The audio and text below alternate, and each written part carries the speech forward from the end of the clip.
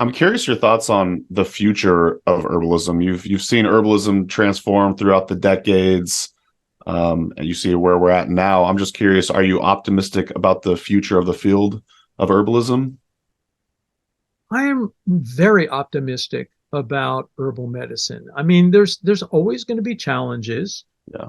but I don't think, as a founding member of the American Herbalist Guild, one of the things that we thought about and discarded a long time ago was the idea of licensure for herbal medicine.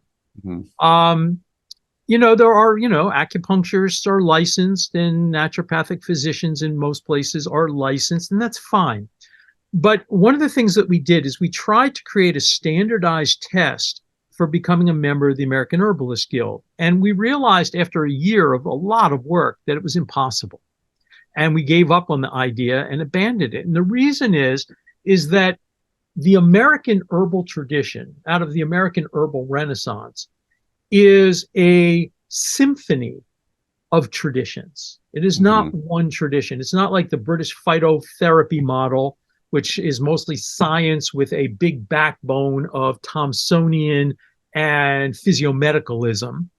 The American herbal experience, we have everything from various Native American traditions. I mean, over 500 nations, each with their own medicine. And some of that has certainly found its way into herbal medicine today. A lot of it's the basis of herbal medicine today.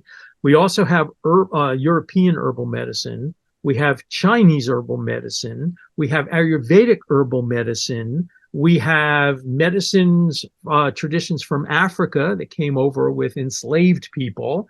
We have wise women traditions. We have folk traditions. We have Hispanic traditions. We have so many things. And again, that American herbal tradition, and let's not forget the Thomsonians, the physiomedicalists, and the eclectics, who are sort of, in a sense, our Western herbal forebearers. All of this is put together plus more. All right. Right. I've left out, Right. Sure. I've left out, 90%. Unani Tib and Tibetan medicine and Right. all sorts of things. So all of this is kind of amalgamated into what we call American herbal medicine.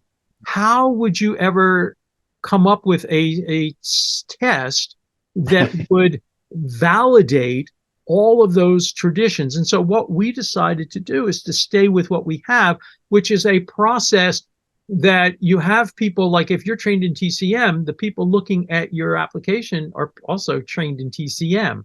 If you're a Western herbalist, the people are looking at it are trained in Western herbal medicine, and they're asking you lots of questions so they can kind of, verify based on that whether you know what you're talking about or not. If you come back and say, oh yeah, cayenne's for everything, it's a great herb, but it's not for everything. And so the idea was to have a herbal tradition that is varied, that is open to learning from other traditions, many of them quite ancient. Also looking at modern science, which is a wonderful tool, and kind of putting it together to create the best of all of those things.